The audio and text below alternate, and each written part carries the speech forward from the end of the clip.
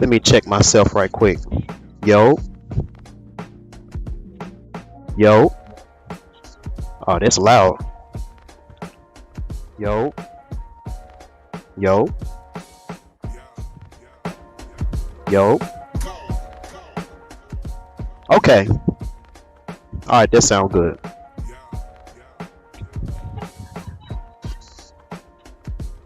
Okay, so let's get this picture out the way so y'all can see the natal chart for today or for tonight. All right, let me close this. Let's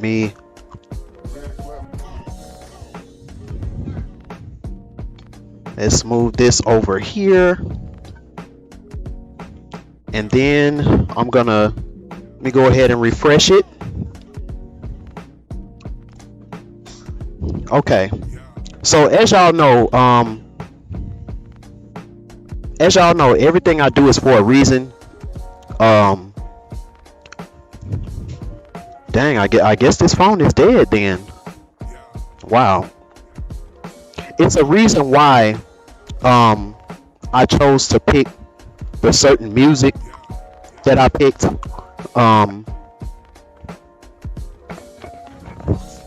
It's a certain reason why, even though it's a lot of technical difficulties, I gotta tell y'all some of these technical difficulties that I went through trying to do this live stream. So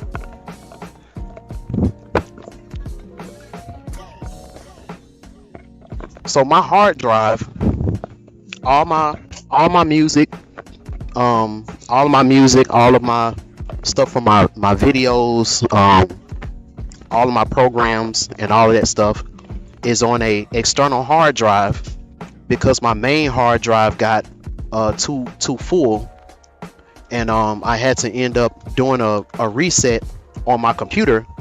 So I had to end up putting everything on this external hard drive. Tell me why. I'm trying to, get the stuff ready so I can do this pre-made mix, so I can do this mix. And I'm trying to plug the hard drive in, and all of a sudden I hear something snap. So now I'm gonna have to get my hard drive fixed because it doesn't work anymore. So that's the first thing, because as y'all could hear, I was so pissed off that I didn't have no Michael Jackson in that mix. There was a lot that I really wanted to do, but the main thing when it comes to Mercury retrogrades is like the time goes by extremely fast. Extremely fast. So before I knew it, it was already time for me to go ahead and go live. So I just said, fuck it. It's gonna be what it's gonna be at this point. Let me go ahead and put my links and stuff. So for the people who tried to donate to my PayPal the other day when I went live, I made a mistake and put the wrong email address.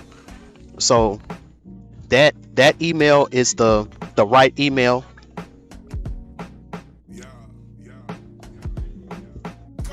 So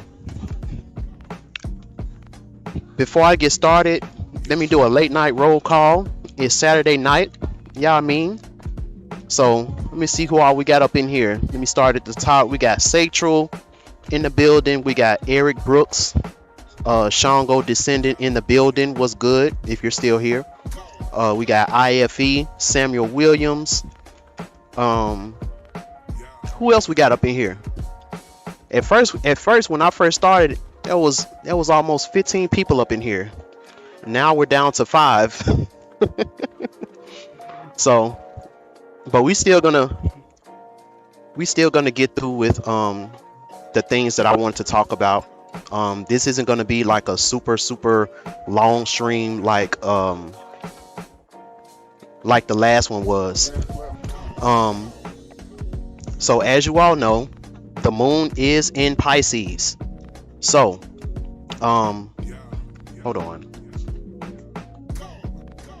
Okay, so yeah, the moon is in Pisces, and when the moon gets in Pisces, things can get real murky. You know, things can get real dreamy. And with this Pisces moon, Virgo sun,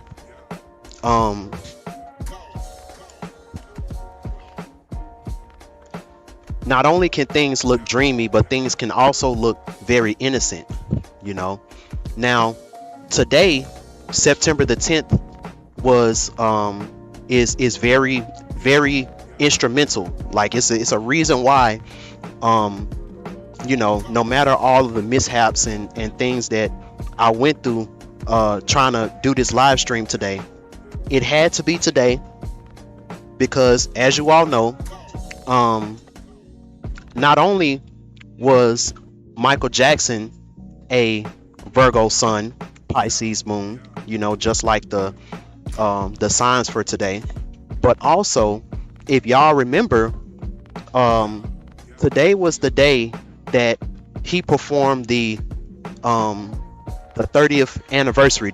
September the 10th, 2001 was the day that the special in the Madison Square Garden called the Michael Jackson 30th anniversary special was aired. What's up, the Divine Hottie?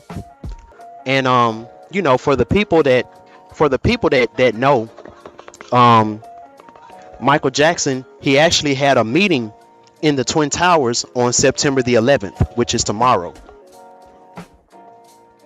And he overslept, and we all know what ended up happening at the Twin Towers on September 11th. So it was just so crazy how things didn't work out for him to be at the at the Twin Towers on September the 11th. He overslept.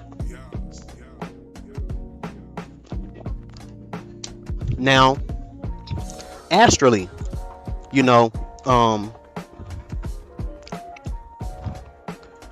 the media is trying to throw like a really dark cloud. This is a spiritual harp manipulation that's going on, and this is the reason why I had to come live, because the baby SU in me wanted to come live and tell y'all to not be fooled. Do not be fooled. Do not be distracted, because you know, we already had the stuff with the queen that passed, you know, so there's some mourning over that. And then on top of that, we got the September 11th anniversary that's happening, you know. And September 11th is also my good friend DJ Superman birthday. So shout out to DJ Superman. The turntables that I have used to belong to him, and he passed them on to me. You know, he did a lot of DJing in, I think it was Japan. Yeah, he did a lot of DJing in Japan and stuff like that. So, you know, these turntables got some real powerful spiritual energy on them. You know, I every time that I pull these turntables out and make a mix, I be feeling like Shango. I be feeling like Shango. Now, so like I said, spiritually right now, you know, these powers that be are trying to put a imaginary dark cloud over this energy, and this is actually some really good energy with this moon. Y'all can put some of y'all experiences in the chat. in August, I was really talking about, you know, something big is going to happen in September. Now, I didn't expect for it to be this, but remember what I said in August. I said something big is going to happen in September, and I said, don't let emotional trauma keep you from seeing the good, you know, from seeing the positive that's supposed to happen this month. So I'm gonna call myself Rickadamus. I'm gonna call myself Rickadamus because you know, I predicted a lot of this stuff last month, you know. So it's a reason why, again, I chose the music that I chose. You know, for y'all who's been following me and, you know, who's been checking out my mixes and stuff like that when I go live, you know, this style of music, most of the music on this particular style, you know, this probably be our first time hearing me attempt to play this type of music, you know. And it's a reason why.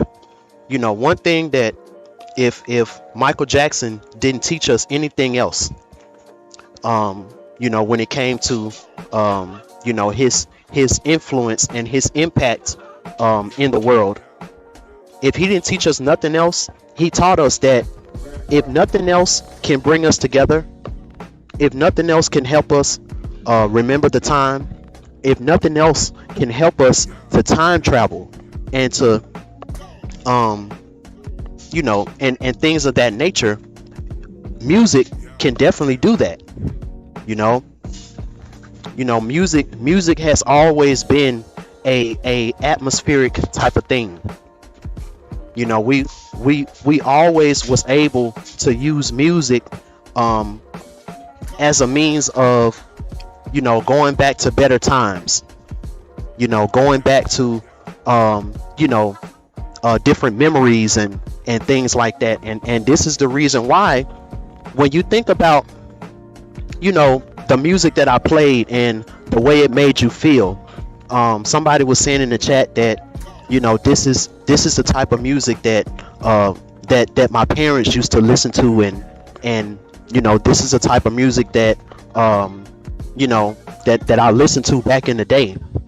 And one thing that I noticed when I was looking at the comments on a lot of these songs and stuff like that, you know, they was all saying, you know, this music reminds me of a better time in life.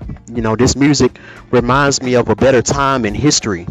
You know, it reminds me of a better time, you know, when music was really about love, and it was really about you know, togetherness and just having fun and all those type of things, contrary to you know, the radios now. You know, when I was younger, you know, my mom, she had a huge component set in the living room, and she would listen to the radio all day long. You know, in the morning she'll be listening to the radio, and then she'll stop for a while, and I'll go play my game and watch cartoons and stuff. And then you know, towards the nighttime, she would listen to the gospel station and stuff like that.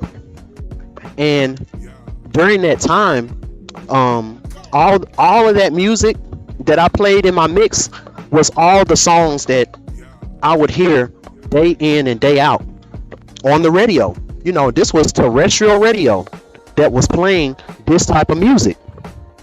You know, and just think how now when you listen to terrestrial radio and stuff like that, you know, you don't hear a lot of the type of tunes that I played, unless you're listening to a certain station that plays oldies and stuff like that, you know. So this is very important. And another thing that I pointed out, not only did this music take me back to a different time a different time that I wasn't even born in. But this time, it reminds me of my childhood and stuff like that. One thing that I totally forgot, see back in the day, things were a lot more acoustic. There wasn't a lot of digital beats and stuff like that, which means that the drummers, they can start on one beat, but they're not gonna stay on that same beat throughout the whole entire song, which means that if you're DJing this type of music, you really got to pay attention to the tempo. You really got to pay attention to the different nuances in the tempo and stuff like that. Unlike the music of now, where everything is perfectly on the one, everything is perfectly syncopated, everything is just perfectly on tune with the beat. So doing this mix, I was kind of struggling a little bit when it came to some of the transitions, and I know y'all probably heard that. I was struggling when it came to some of the transitions, because it's been so long since I've played or DJ'd this type of music. When I DJ parties now and stuff like that, these young folks, they don't want to hear the type of music that I played for y'all tonight. So what kind of practice do you really have to do that type of music? And at the end of the day, that groove, even though it's not perfectly syncopated, it's not perfectly quantized and all of that fancy stuff, that groove, you can feel it in your soul. And the reason why I'm talking about all of this is because, again, the music that I played for y'all, it created atmospheres around the house. For people who played this around the house, y'all would agree with me. This caused a atmosphere. There used to be a time back in the day where, when it was time for you to get it on with your significant other, you would play one of those slow songs and stuff like that, and before y'all would even get down to it, y'all will be dancing and slow dancing in the room and all of that kind of stuff. And just like when I talked about the metaphysics of sex, the reason why I played music from the 70s, from the mid 60s, the 70s, and a little bit into the 80s, because again, this was like that sweet spot. This was like that sweet spot where a lot of love children was born. Because now this is going to kind of be a small continuation of what I was talking about in the last live stream. Because right now, as you can see in the media, there's this new thing going on called the quote unquote the soft girl era and stuff like that. It's funny. It's real funny how a lot of the things that you hear a lot of these women talk about with this soft girl era, these were things that a lot of these women was fighting Kevin Samuels tooth and nail about. But now that he's passed away, and things are starting to change in the world and all of that, now you got this resurgence of the soft girl era. And I just want to let y'all know to don't be fooled. Because if you didn't come up in a certain time period where you actually seen divine feminine women, like if you didn't come up in a certain time period where you was playing this type of music around the house, and the girls and the boys that you was going to school with, they was playing this type of music in the house. You know, your dad used to be a Black Panther back in the day. Your mom, you know, she used to be a Eastern Star, or she, you know, she used to be like a Felicia Rashad type of woman.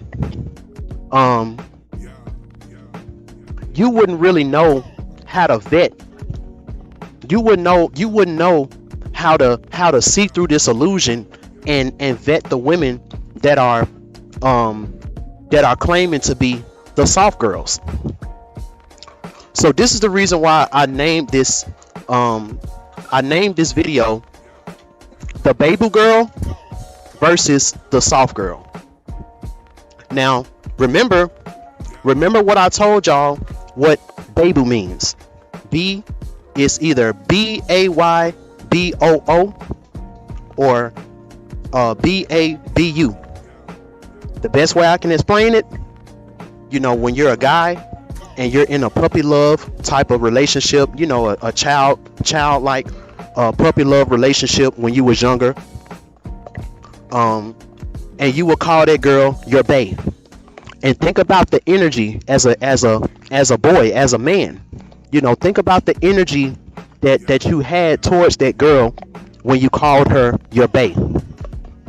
And then as a girl, you know, you're young and you're bright-eyed and bushy-tailed, you know, and you see a boy that you like for the first time, and he actually gives you attention, and you think you got a little boyfriend, and you call him your boo. And think about the way you felt as a girl.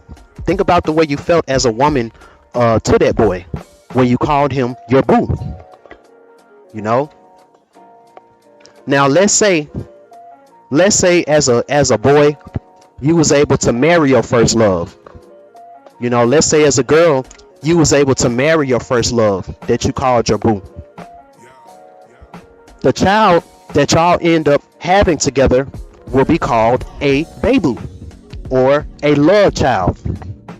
The Babu girl is the girl that is a love child, just like the Babu boy is a boy that is a love child. And you know, I'm happy to say that I was a love child. So when I look out into the world and I'm seeing, you know, I'm seeing the way things are trying to be played and all of that stuff. Me, since I was always around love, I know what love feels like. I know what love looks like. You know, I know what it sounds like. But then I see a lot of these guys out here, and you know, they were traumatized humans unable to grieve.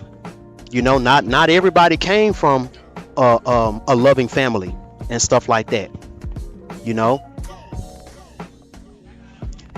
it's gonna be a little bit harder for you to be able to vet someone who's displaying these qualities as a love, the qualities of a love child, but they're doing it as a front. They're doing it as an illusion. And right now, during this time, while everyone is high spirited, you know, if you're not paying attention to this media during this time, you're probably very high spirited. I know some people right now that just moved into their new place. I know some people right now that just got their car. You know, they just you know, won a settlement on a court case. You know, a lot of positive things is going on during this time. You know, don't let the stuff that's going on in the world fool you. You know, this is a very, very beautiful time. This is a very magical time, and as long as you're working in your innocence, you can really get some miraculous things during this time. But again, don't be fooled. For the soul family, right now, you probably gonna get a lot of different thoughts, a lot of different dreams, a lot of different old dreams and old goals and things like that is going to be coming in your mind right now, going to be flooding your mind. You know, all it takes is for one dream to come true right now, and all of these old dreams, all these old goals and stuff like that you probably had when you was young and you were inexperienced. You know, this is what happens when we're in this magical period, but then there's a retrograde with Mercury going on. You know, so even though there's a lot of positive energy, there's a lot of, you know, things can come true that you never thought would come true. Be very careful of what you're putting your energy towards right now, because be careful what you wish for, because you just might get it.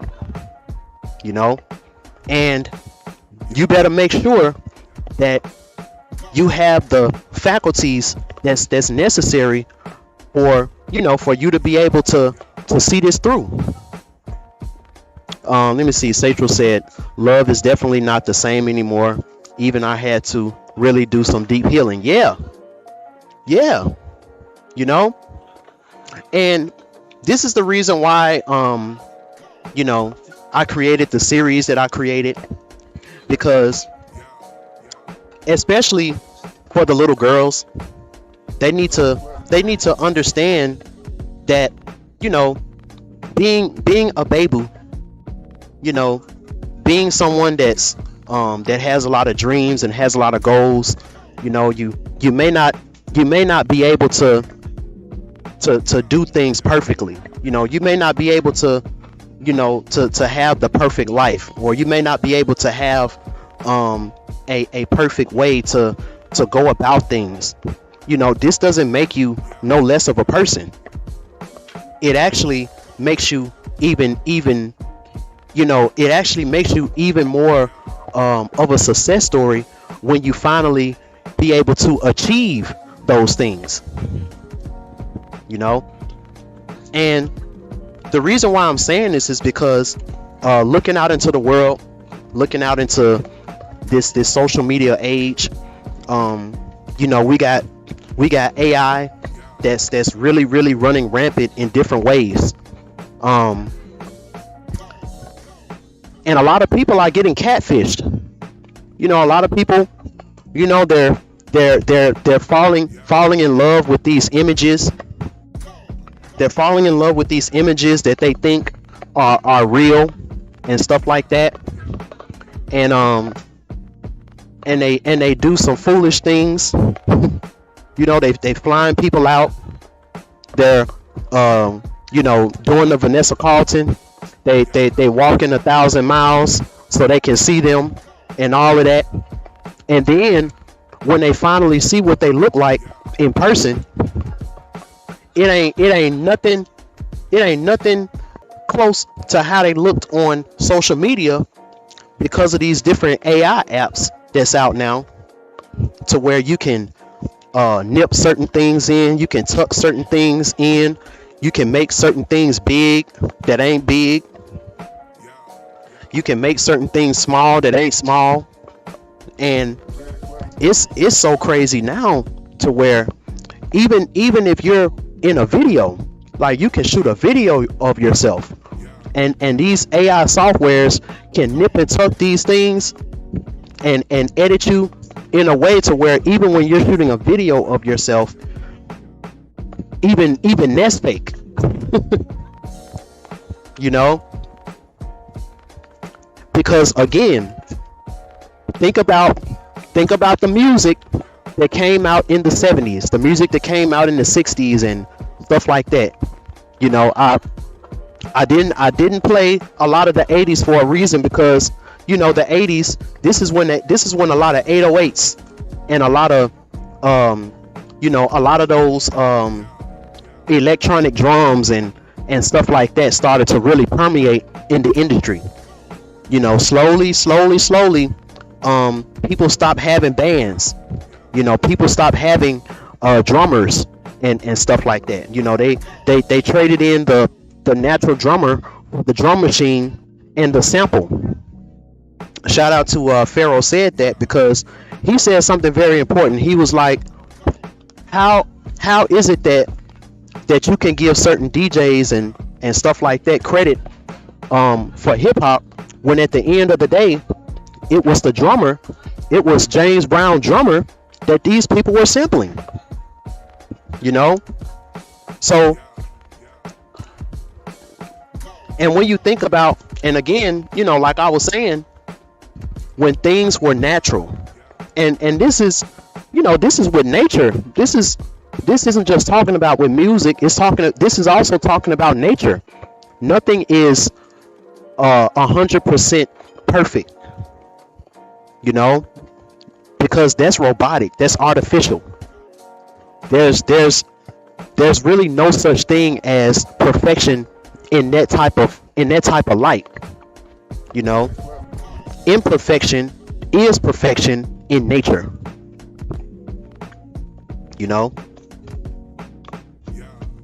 And right now, things can be real.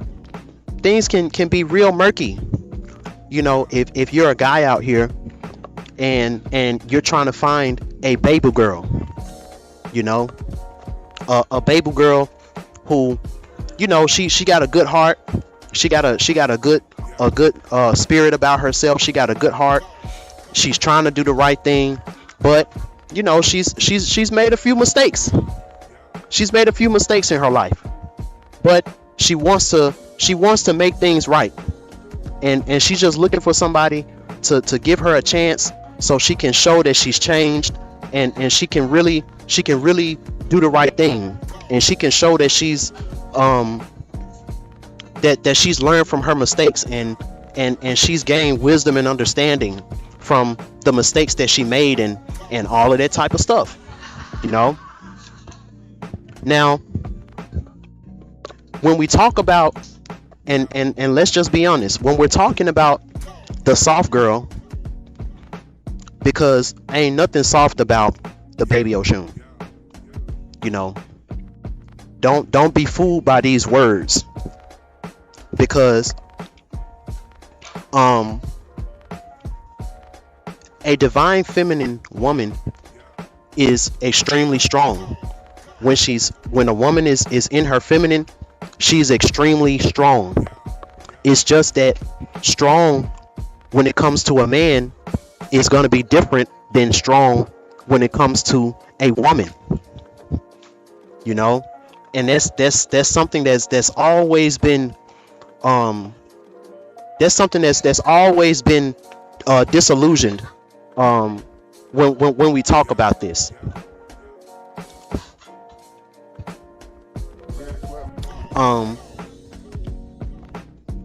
So when we're talking about strength in the divine feminine, we're talking about creativity. We're talking about all the things that represent the fifth house. Creativity, your essence, childlike essence, all of these type of things, no matter what the situation is. And then as a man, when we're talking about strength, we're talking about, a lot of times we're talking about tenacity. We're talking about physical strength. We're talking about strength when it comes to staying stern, staying stern in what you said you was gonna do, with your mission and all of that type of stuff. And somewhere along this road, as humans, we kind of started to blur the lines, and we started to forget about that. Now, when we talk about this quote unquote soft girl, we're talking about the pick me. Now, this is my first time even saying this word. I heard a lot of people use it, and pick me can be an insult, and it can also be something that's not even it can be something that's not even what that is. A woman that is looking at another woman who really has changed her life, and she really is trying to do the right thing, and she's trying to put her best foot forward in life, and she's trying to get a certain man and all of that, and that man, it seems like that man is looking at her in a positive light. Now, there might be a woman that's on the side, and she knows the dirt that she's done, and she feels like deep down that there's no way that she could have changed. There's no way that she's turned over a new leaf like that. And out of jealousy and envy, that girl could call that other girl a pick me.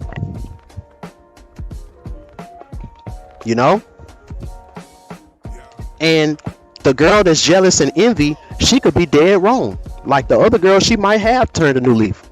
She might have changed. But because she's looking at it as a reflection of herself, there's no way that she could ever look at her and see that. That's the first definition of the pick me. Now, the second definition of the pick me is what I've been seeing lately when it comes to a lot of these soft girl TikToks and a lot of these soft girl type of videos and stuff.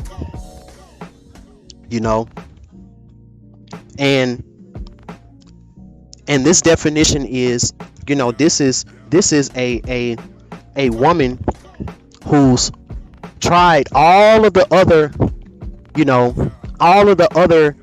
different constructs that this social era has tried to throw on women when it comes to being strong and powerful. And y'all could put some in the chat. You got the bad bitches. That was a big thing. The hoochie mama. That was a real big thing. The corporate dominatrix type woman. The one who's got the corporate job and she's using that as a form of power and stuff like that. And then you got the educated woman, the woman who's educated by this school system. So she got degrees and all of that, and she thought that was going to give her a leg up in society, and that was going to give her some type of power. So now she's tried all of these things and it haven't got her nowhere, but she's not really trying to do shadow work. She's not really trying to change and turn over a new leaf and really transform. She still got the same old she still got that same old way about her, that she's not really trying to change. She's just looking for a different costume to wear. So now she sees the soft girl stuff. She like, oh, okay. Oh, so what I gotta do? I just gotta lower my voice a little bit. Oh, okay. I can try that. Oh, I just gotta lower my voice a little bit. Oh, I just gotta learn how to sit a certain way. Oh, I just gotta do my makeup a certain way, or wear less makeup. Oh, okay, I can do that. But at the end of the day, you're not really doing the internal things on a solar level to really change your situation.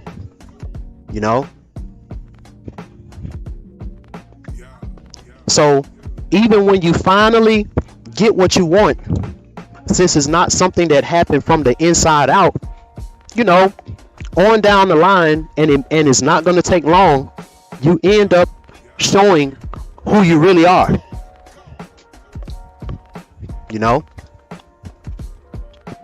And it's never a pretty sight.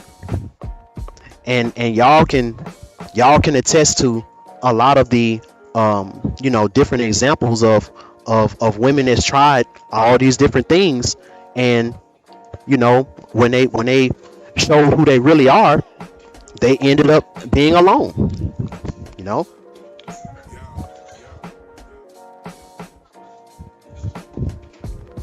Now, when we talk about the baby girl, a typical baby girl is someone who was born with both parents who loved them, and even if they might have veered off the path and stuff like that, you know, they knew better, because they was raised up with a strong father, and that strong father taught her about what it means to be loved and protected by a man. And then she was raised up by a feminine and understanding mother. So she knows what submission is, because she's seen it in her household. She knows what the things that mama used to do to get her dad, who was really stern, to do different things for her and stuff like that. She didn't have to raise her voice. She didn't have to be rambunctious and all of that type of stuff. But for some odd reason, mama always got what she wanted out of dad.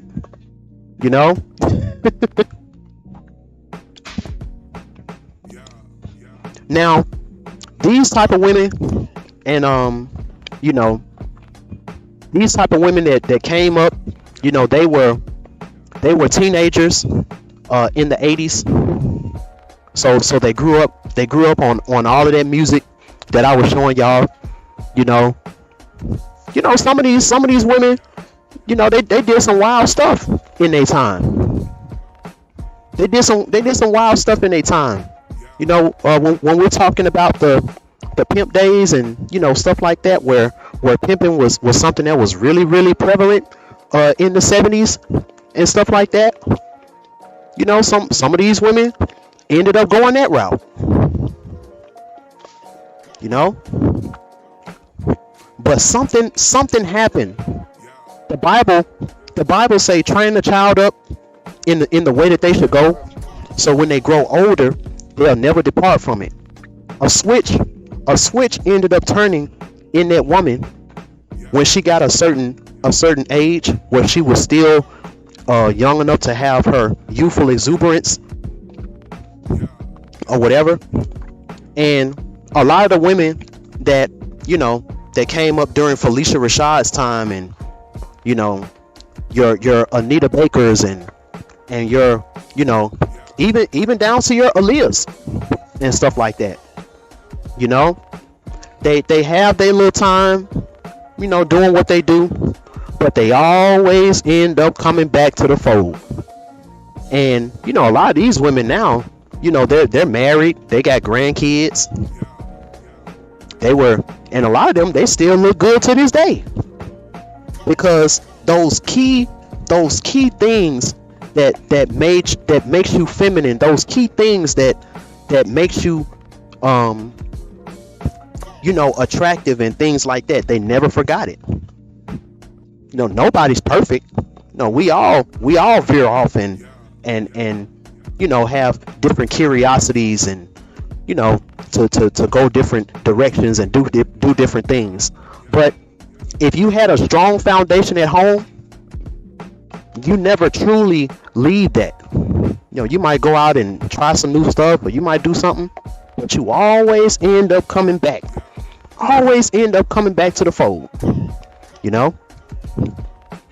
Now, a lot of these particular women,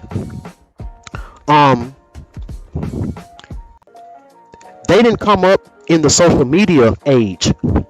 So a lot of these women, unless they got kids that's onto the social media age and they put them on and stuff like that, or unless they're like actors or in the entertainment industry, you don't see a lot of these type of women. The real baby girls, the baby girls that end up growing up to be mama cholas and ayazans and stuff like that, you don't really see them in social media like that. Like Rolanda. How many of y'all know about Rolanda? on Instagram, you know. And these women are in their 60s now.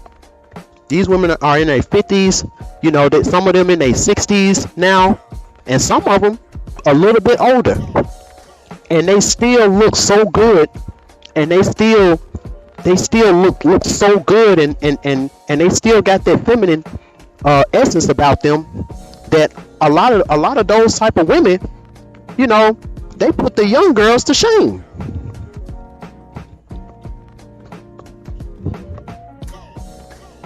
You know, how many of y'all have peeped that? How many of y'all got a auntie or got a grandmother or something like that, you know, who have that type of essence about them, you know? Now, talking about the baby Oshun, because this is the reason why I got her on here, because she represents the baby girl. You know, she's always journaling, she's always adventuring and going out in the forest and, you know, doing different things. And one thing that that I'm definitely going to show in my animation, that, you know, there's this now, and I put this in a video already about the baby Oshun's cave. You know, while Oshun is in her cave, she's working on her body. You know, and that's why it looks the way it looks on the right. You know, a baby girl, the baby Oshun, she is extremely she's extremely careful when it comes to her body. You know, because she treats her body like a Barbie doll. You know, the baby Oshun, she's always, you know, wanting to do different things to make her body look good. And when I say different things to make her body look good, I mean, you know, eating right, you know, taking different herbs, you know. Mama Chola, she got the beeswax, and she got the, you know, the little concoctions that y'all make, and she's always combing her hair, you know, so that, you know, a lot of these Oshuns, a lot of these Mama Cholas now, a lot of these Mommy Watas, you know, they 60, 65 years old with long black flowing hair. You know, you like, golly, like, even if their hair is gray, it's like this silky silver type of gray. You know, it make you, as a woman, it make you look forward to being old. You know, very important. And not only that, unlike a lot of other different orishas and stuff like that, the baby Oshun, she when it comes to her being in her body, she is extremely connected. She's extremely connected to her body. You know, what does that mean on the soul family level? A lot of the older daughters of Oshun, you know, that are adults now, they still have certain ways about them that make them come off as a innocent little girl. Now, it's a difference between being childlike and childish. What I'm talking about are, you know, these are women who take care of their business on a grown-up level, but in their private life, they still got little things about them, little details about them that still make them come off as an innocent little girl. You know, they might still have a journal that they write in. You know, they might still have a diary that they write in. You know, they might still like certain music that came out a long time ago. You know, they might still like stuff like poetry. You know, they might They might still like to go out in nature and pick berries, like, like little stuff that if you was like a little girl in the country, you know,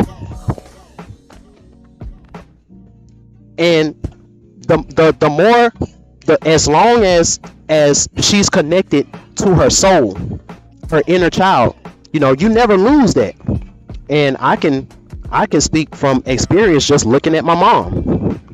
My mom, she's been acting like a little baby, talking like a little baby around the house ever since I've known my mom. And even now that me and my little brother are grown and all of that, I talk to my mom on the phone. She still sounds like a freaking 15-year-old, to the point where sometimes I forget how old she is. Little, it's the little details. It's the little details that's gonna let you know if the woman that's in front of you is a Babu girl, or is she a quote-unquote soft girl. Because Babu girls aren't soft, and when I say soft, the way we're seeing it out in this world, in social media, soft, it kind of means weak a little bit, and innocent, and innocent doesn't mean weak.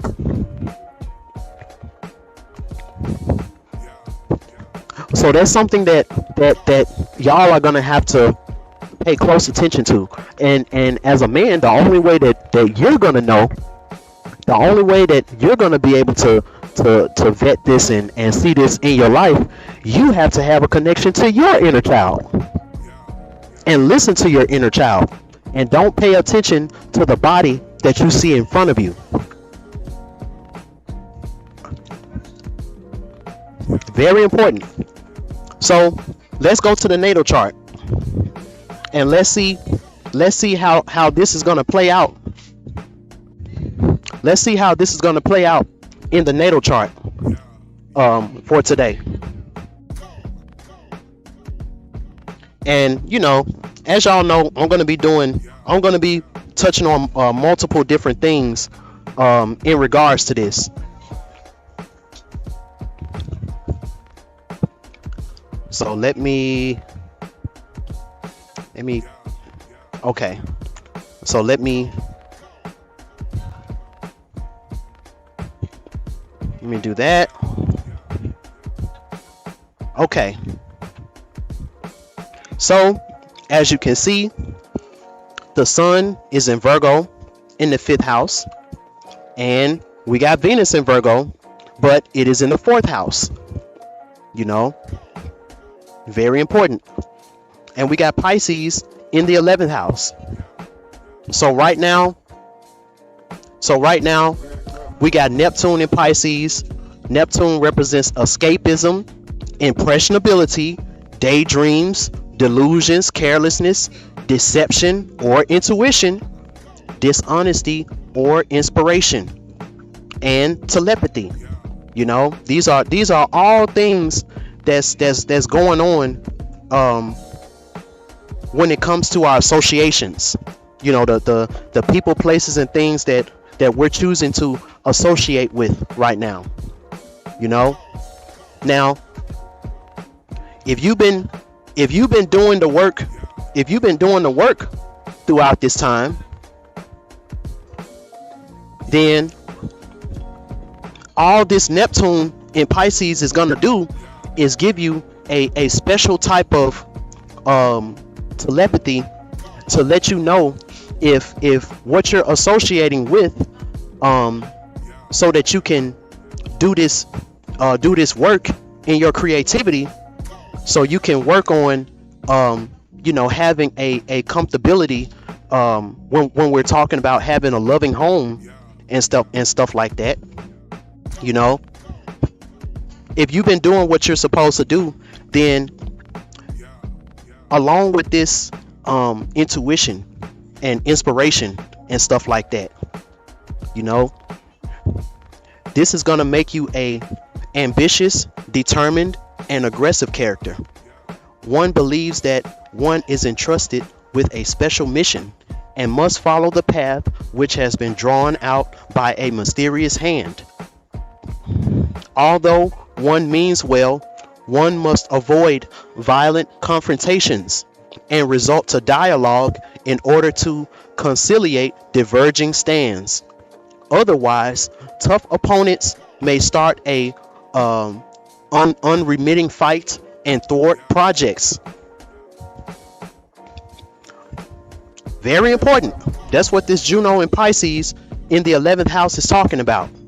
So it will definitely behoove you to make sure that you're associating with people who innocently are down for your mission, you know, and they just want to see you win, because at the end of the day, you know, them seeing you win, it makes them happy. It makes them feel fulfilled on the inside. You know, there used to be a once upon a time to where when you asked a woman, you know, what does she want to be when she grow up, you know, she'll say, I want to get married, and I want to, you know, have a husband, and I want to be just like my mommy. You know, you don't really have that.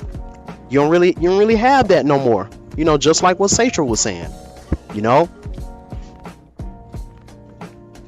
Now, the way that you can avoid violent confrontations, the way that you can avoid tough opponents that'll start a fight, that'll thwart your projects, you got to make sure that, you know, these dreams and these goals, you know, whoever you're telling your dreams to, whoever you're trying to associate this, you know, your inner child knows. Your inner child can sense if someone is around you and they're not being truthful about where they stand with you. You know, your inner child knows.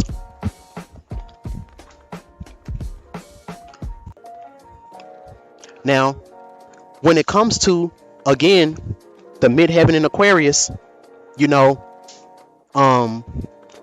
who you choose to associate with right now can either make your status, you know, make you look like a very intelligent person for choosing to associate with this person, place, or thing, or with Saturn here in Aquarius, is going to make you see the hard reality, and it's going to make you go through some inevitable consequences when it comes to that, you know.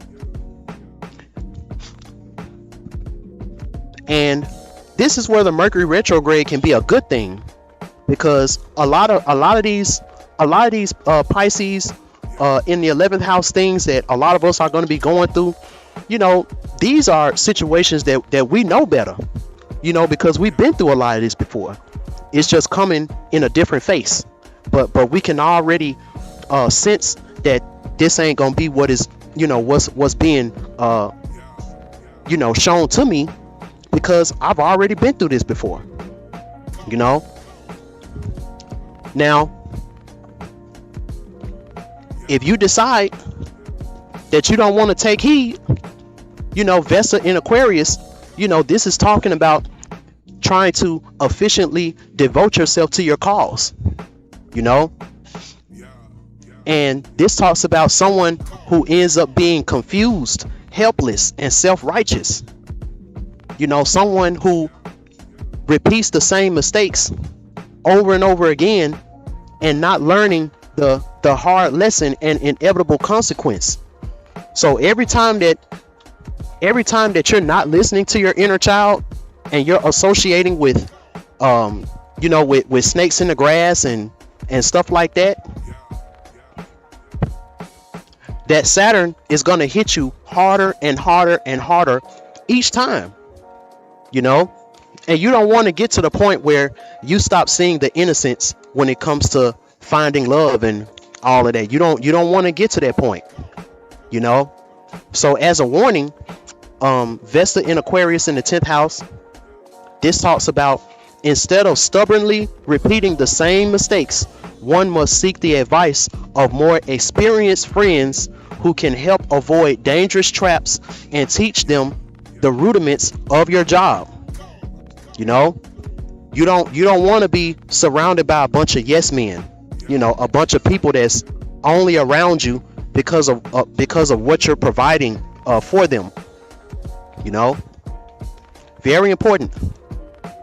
Clear-sightedness is a must, and when one is lost, one must remember that sitting down on the ground protects you against injuries.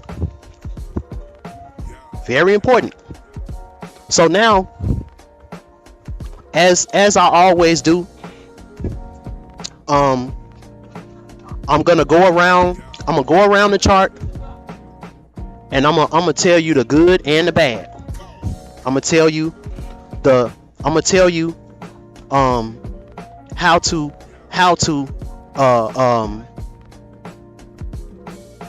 I'm gonna show you with this natal chart how you can spot a soft girl type of energy, because this is energy. This is manipulative energy, you know. And then I'm gonna go back around the chart, and I'm gonna show you how to spot the Babu girl energy. And you know, this isn't just talking about you know, physical women. You know, this is just talking about the things that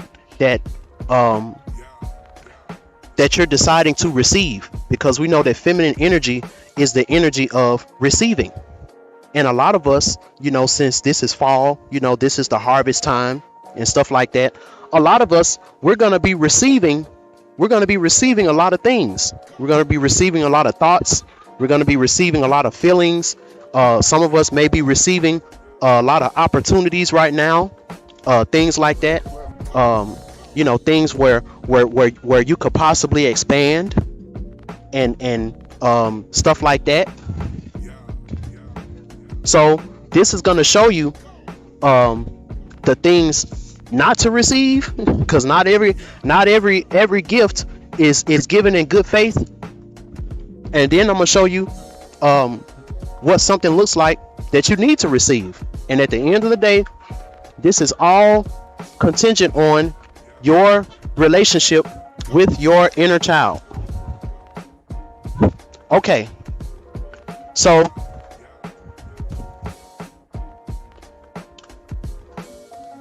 let's start with the ascendant in Gemini. And you know, I'm gonna start with the soft girl energy. You know, so this is someone ascendant in Gemini. When we're talking about the soft girl, you know, this is someone who acts one way out in public, but Mars and Gemini, all you gotta do is make them mad and the real them comes out. Very simple. A soft girl, a soft girl that's acting like a pick-me, but she's really not about that, is someone who is two-faced. You know, she looks one way when she looks one way when she's in the public, but then Mars, you know, when she starts to get real passionate, or when she starts to get real mad, another side of her comes out that has nothing to do with this facade that she's been doing. All right. And then we got the second house is in Gemini, which means that, you know, she can talk a real good game. She can talk a real good game when it comes to self-esteem. You know, she can talk a real good game. She can make you feel like that she's changed, and she can really make you feel like when it comes to self-worth and self-esteem and all of that type of stuff, you know, she can really make you feel like she done turned a new leaf, and that she's really working on herself and doing self-love when it comes to her self-esteem. But we also got Palace in Cancer. So, you know, when something happens that changes her mood, and she starts to get in a situation that makes her uncomfortable, and now she's in a different type of mood, you know, she turns into a, this degree indicates that life is under the influence of persons of the opposite gender. One must display extreme caution in relationships if disgrace is to be avoided. So again, you know, this is someone who's, you know, she's really putting on these airs, you know, making you really feel like that, you know, that her self-esteem is a certain way, and she's just doing this self-love, and she's doing this self-healing and all of that, you know. And if you got a real baby girl that's a friend, and she can look at her and tell that she's faking it, listen to that baby girl. Because if not, this is gonna rear its ugly head when you decide to get in a relationship with this girl, you know. And certain things are gonna happen to where you're gonna end up being disgraced, you know. Sexual impulses must go through the sleeve of reason and past experiences, you know. So again, you know, this is a girl. She claimed that she didn't turn the new leaf. She claimed her self-esteem is straight, but as soon as that mood changes, she starts acting like a chick that got no self-esteem, you know. So be very cautious of that. All right. So now we got the third house in Cancer. Third house in Cancer, you know, this is someone that can talk. You know, she can talk, like she can communicate. She can communicate, and she can come off that she has a mindset of someone that'll be a good mother. You know, she can come off. She can communicate. You know, she can get on social media and she can communicate that she can be a good mother. You know, you look at how she talk and her intellect, and you know, you're like, dang, like, you know, she being a soft girl, and you know, I could really see her being a good mother and stuff like that. But again, you know, with this palace in Cancer, really, you know, look at really pay attention to a lot of the sexual decisions that she's made, you know, things like that. You know, wait till the winter time comes and see is she still able to keep that mind state going. You know, sometimes you just gotta wait until a different season comes, you know, because if you're lying, you know, it's gonna be hard for you to keep a lie going, you know, during a different season, you know. Very important. And the reason why this is important because right now we got Lilith in Leo, you know. So pride comes before the fall, you know. Lilith in Leo, and it's in the third house, you know. So at the end of the day, you know, make sure that the mind and the heart is connected. Make sure that everything that she's saying in her mind, and you know, make sure that that's connected to the heart space, and make sure that it's not just something that she's just saying. Now remember, this isn't just talking about physical women. You know, this is talking about opportunities that you want to receive.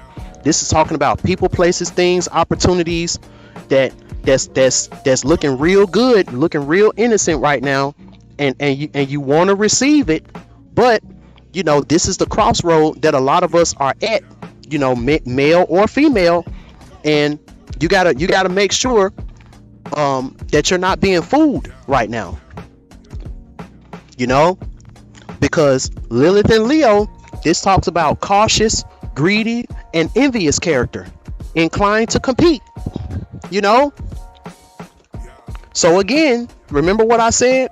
If you got a baby girl that's a friend, if you're a guy and you got a baby girl that's a friend, and you know, and you trying to vet this girl and she's saying she a soft girl, you know, go on a double date and bring your baby girlfriend, you know, and see how she acts,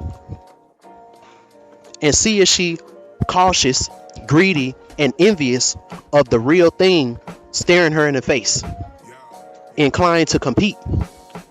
One is endowed with exceptional intellectual abilities, you know, so this is someone, you know, who might have a degree, someone who may be very, very educated, but she's trying to show you that, yo, I can be a soft girl, I can be a mother, you know, even though my family didn't really teach me about femininity. They just told me that you know, I need to go out there and get in the working world and, you know, compete with men on that front. One is deeply interested in science and in solving riddles. You know, one is willing to work hard to succeed, but does not hesitate to resort to dishonesty whenever personal interests are at stake. You know, this degree indicates that success seldom goes beyond the average level. You know, so this is a situation to where, you know, this woman is talking a good game and all of that, and then you put her in a situation to where, you know, maybe you got to leave that job in order for you to work for me. You know, maybe you got to leave that comfort zone that makes you look like a queen Yalorde on a outward level. And let's see, do you still got this same mood in your mind and all of that, you know? Very important. So now, fourth house in Leo. So now we're at the fourth house in Leo, you know. So this is someone who can really convince to you that if you move in with them, or if she move in with you, you know, that she can create a loving home. You know, she can create a loving home, you know. Now let's see what we got. We got Charis here. We got Charis here in Leo in the fourth house. So this talks about someone who is benevolent, discreet, and fair character, endowed with powerful intellectual capacities, you know. So again, you know, this is someone who can talk a good game, you know. That's what this social media is about, you know, manipulation when it comes to communication. And that's why Mercury is in retrograde right now. You know, one has a broad knowledge covering a wide range of disciplines, particularly in human sciences. You know, so this is your psychology major. You know, this is someone who knows how to say the right thing. You know, someone who's really been studying and really knows how to manipulate and deceive. Any career in education and mentoring, you know, so these are a lot of your female dating coaches and stuff like that, you know. And at the end of the day, you know, this Charis in Leo can be a good thing. It can be a good thing if she really is who she says she is, you know. But this is the reason why, you know, you got to vet. So fifth house in Virgo, when it comes to things like commitment, marriage, creation, procreation. You know, she really tries to act innocent when it comes to these things. You know,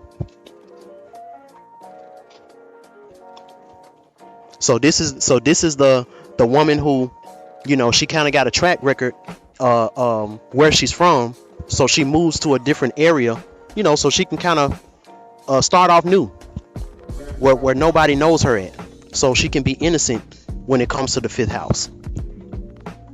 And then, you know, when you find out all the things that she was doing or whatever, you might start thinking a little different.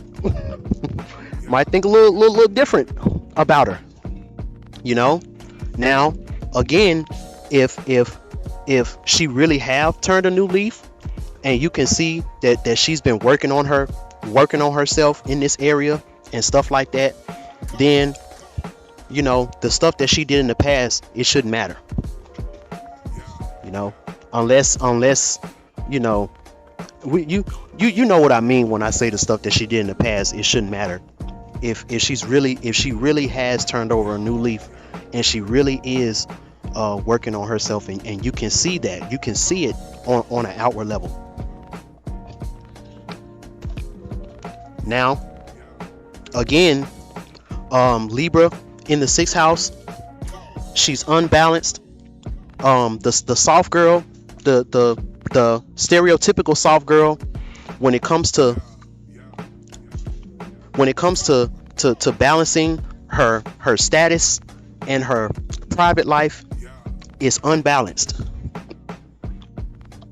You know, now if you're really working on yourself, your status is in your innocence, and, you know, when it comes to the way you are outside of the camera, you're still innocent. You know, you're still divine in that light. You know, so this is someone, and you got to make sure that you're vetting. Very important, because we also got Vertex in Scorpio in the 6th house. So this is how you can know if someone is really working on balancing themselves on an inner and an outer level, because this vertex, it talks about being clear-sighted, imaginative, and tolerant. One knows the complexity of human nature and accepts it with its flaws and qualities.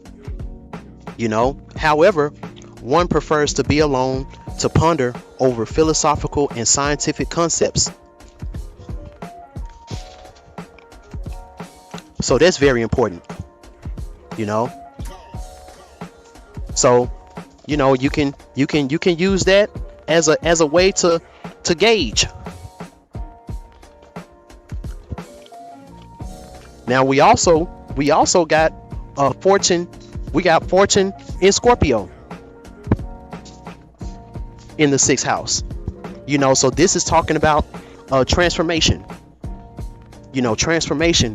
When it comes to this, you've been studying, you've been meditating, you've been doing what you're supposed to do, and then, you know, you're working on in your transformation. This talks about an ambitious, benevolent, and warm character. Eloquence is a formidable asset which enables you to convince one's you know, to convince you know, people of your transformation. There is a strong probability that one wields some sort of power. You know, so this is someone who's not only they turned over a new leaf, and not only have they transformed when it comes to the balance. You know, they're working in their new abilities. You know, so you just got to make sure that this is what's going on. You got the 7th house in Sagittarius. So when it comes to the different experiences that this person, place, thing, opportunity, you know, when it comes to the different experiences and the different you know, wisdom and stuff like that, are you dealing with somebody who actually gained the wisdom from their experiences. You know, someone who has turned a new leaf, and you know, because they understand the mistakes that they made, and they're working towards changing these things. And you can see that, you know, they're not the same person that they used to be, and it's in a positive way though. You know, very important. And 8th house in Sagittarius, so even when it comes to sex, you know, even when it comes to sex, even when it comes to a lot of that type of stuff, you know, do she still wanna do the same things that she would do at 20, you know, when she didn't know no better? You know, is you know, she's in her 30s now, and she's trying to get a man, but she still got that same sexual appetite that she had when she was in her 20s.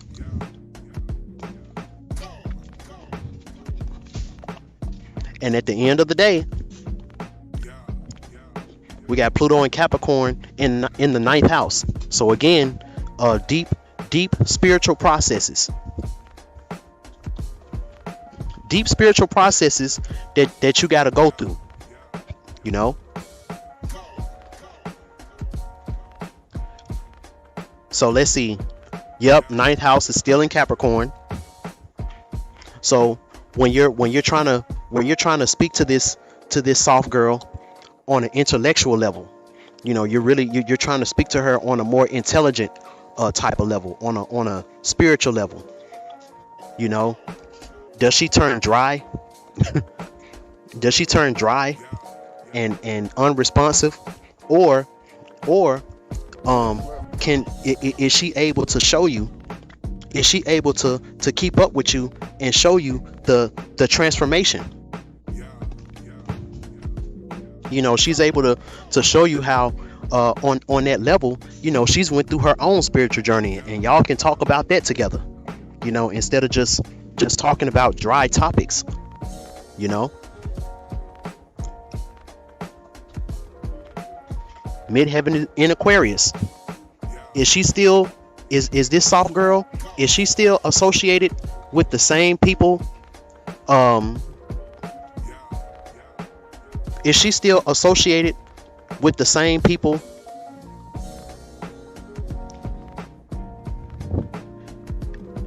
that when she quote unquote was working on herself and trying to balance herself?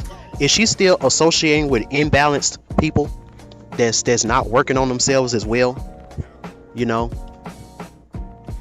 or you know, she wants to be an Obanani, and that's why she's working on herself and her femininity, and she's associating with other Obananis that's working on themselves, and she created a really close-knit network with those Obananis.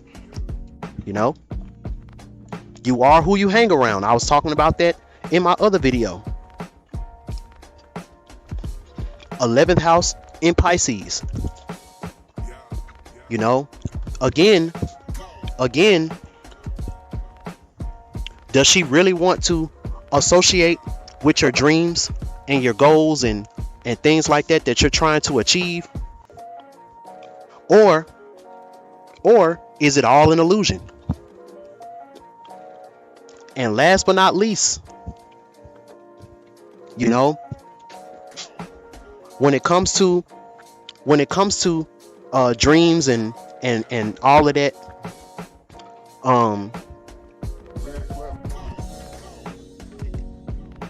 is it just on an outer level, on an outer impulse type of level, or is when it comes to her dreams and her goals, you know, you can tell that this is something that she's been journaling about. You know, this is something that she's really been trying hard to make these come true, you know. And we got the North Node in Taurus in the 12th house, so this is generational wealth. We got the East Point in Taurus, you know. So if she's full of it, you know, this is gonna make her superficial, stubborn, and clumsy, prone to misjudgments. you know, unrealistic goals? Is she still got unrealistic goals? You know, these are all the things that can you know, help you to make this decision if you want this person, place, thing, opportunity in your life or not. Now, take all the things that I just said and switch it around. You know, go back, listen to what I said, switch it around, and you know, this represents the Babu girl. You know, this represents you know, you doing the work. You know, this is you working in an innocent way. You know, you're connected to your inner child, and you're associating with people, places, things, opportunities that's going to reflect that. You know, and it's going to keep you inspired. You know, keep your intuition high. You know, keep you out of a delusion, keep you careful, keep you out of deception, you know, stuff like that. So if y'all can heed that message, you will be glad that you did. Shout out to everyone that, you know, even though it was a lot of BS that I had to go through to get this out. It's 11 o'clock, so Starbucks finna close, so I gotta get on up out of here. So I appreciate all of y'all who stayed throughout all the technical difficulties. Hopefully y'all was able to get something from this, get something positive from this.